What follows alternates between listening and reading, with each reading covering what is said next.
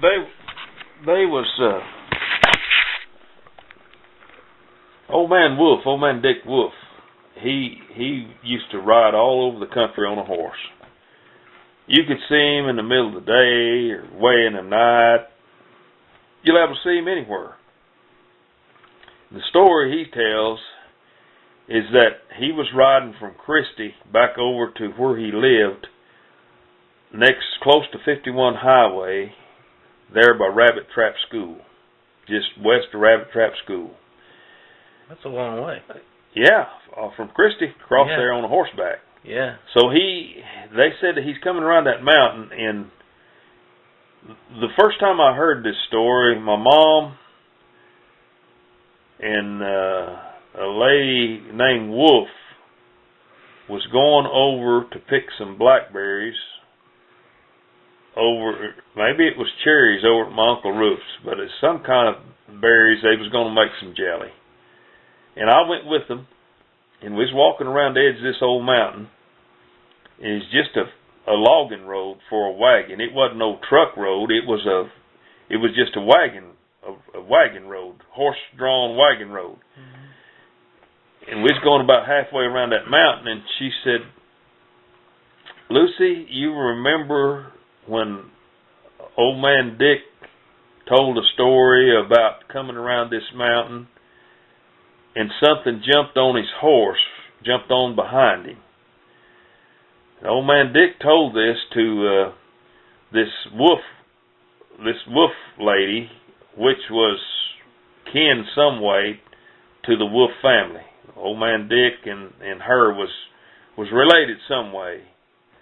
But this was Wally Wolf's wife, and her name was Allie Wolf.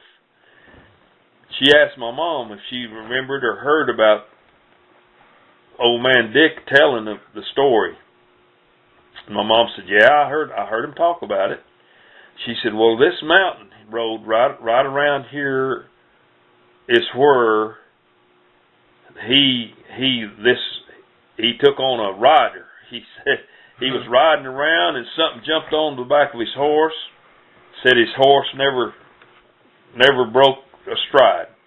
Said he was a gaited horse going around that mountain, and said something jumped on behind him, and said it put its arms around him, around his waist, and said it was squeezing him real tight. And he said he felt down on the hands or on the arms of this whatever it was, and said it was furry, had hair. Said the arms that held him had hair.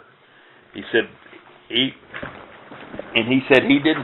didn't really know what to do, but he just kept riding his horse. And he said it didn't say anything, it didn't move, it just grabbed him and held him real tight.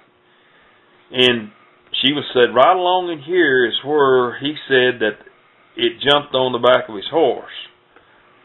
Well, I stand there and listen to that. And he said it rode around the edge, almost all the way around the edge of the mountain. And he said it just turned loose and jumped off. And he said, I just kept riding. He said, I ain't seen it. I ain't heard it. Never have had anything else like that to happen before. But he said it hitchhiked him a ride for a ways, quite a ways around that mountain. And as we walked on around the mountain toward Uncle Ruth's place, there was some leaves there was something making leaves, noise in the leaves, and Allie stopped real quick, and she said, listen. She said, you hear that? Of course, I heard something in the leaves, but I didn't have any idea what it was, and I really what I thought it was, I was with them.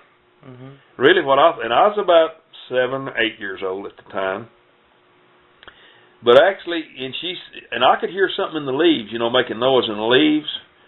But actually what I really, really thought it was little grasshoppers jumping and hitting the leaves, And we was walking around, boy, she stopped all at once, and she said, hear that? Hear that noise in the leaves?